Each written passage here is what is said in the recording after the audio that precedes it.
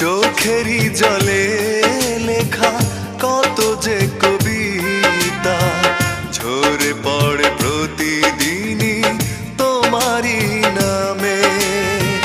চোখেরই জলে লেখা কত যে কবিতা ঝরে পড়ে প্রতিদিনই তোমারই নামে।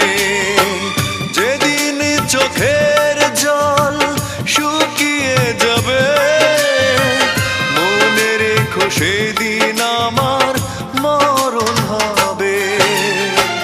চোখেরই জলে লেখা কত যে কবিতা ঝরে পড়ে প্রতিদিন